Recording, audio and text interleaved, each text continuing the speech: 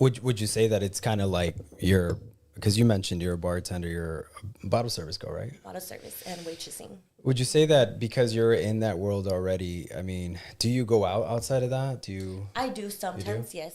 Okay. Yes, and you don't like meet anyone to that standard of, okay. Have you ever And I thought, think it is because of that. I think because exactly, what you're saying, because I am in that industry. Yeah. So guys look at me different and they just kind of look at me like, you're a piece of meat?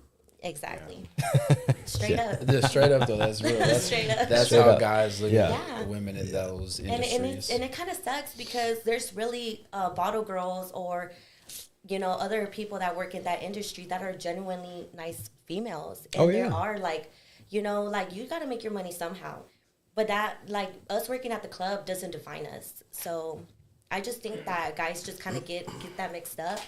And I think that's why us girls that work in that industry have so many, like, dead ends when it comes to relationships.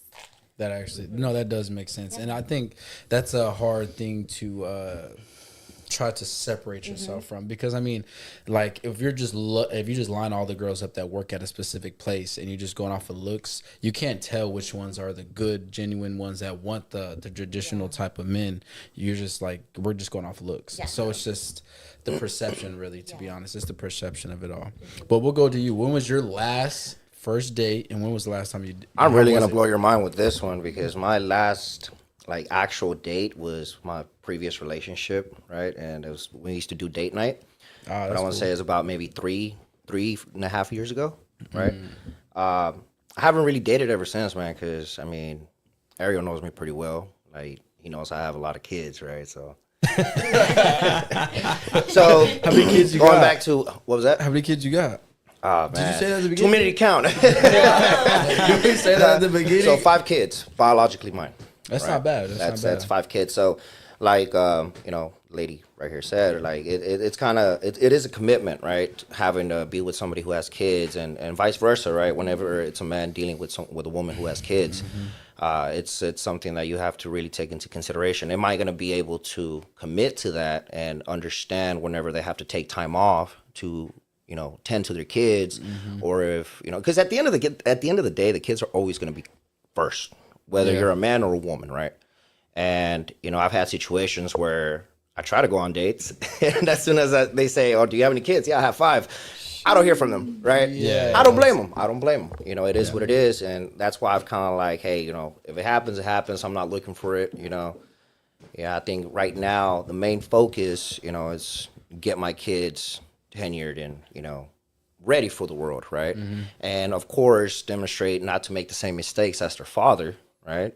And enjoy life, go out, enjoy the world, and don't commit to a relationship until you're already set. Yeah. Right. I think that's where I messed up. That at a very early age, since the age of 17, I got married, and I just kind of been in relationships right after getting out of one, right? So you live and learn, and my best thing is pass that knowledge down to my bloodline, right? So would you say whenever like that your last situation ended, was that the point in your life where you were like, all right, now I need to like lock in on me? Yes, definitely. I mean, it's crazy how it happens, man. When you're in a very committed relationship where like you feel like she may be the one, you kind of get comfortable, right? Yeah. And you feel like, yeah, this is gonna be forever. This I'm locked in, man. She ain't going nowhere, right? Yeah. You get comfortable and you start losing your values, right? You start kind of like getting in that mindset that they're not going anywhere.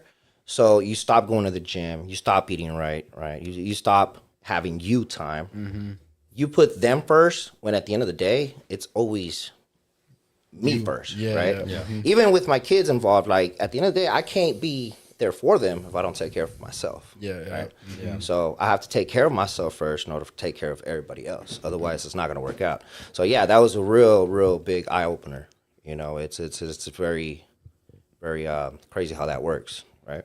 Yeah, see, I like how y'all both say y'all want traditional things, and that's the thing I feel like women probably don't really understand, is that when you get a traditional man, you're going to have to make sacrifices to contort your That's right. life around his, because he needs to put himself first in order to give you everything else that you need as a woman and for their family and everything else. And women are always like, no, just spend time with me, just call into work, do this, don't go to the gym today. And you're just like, nah, now Watch a TV show with me. Yeah. Watch it. and now you're contorting yourself into her Right. life, and then that's Right. whenever you start getting lazy and complacent, like you said, and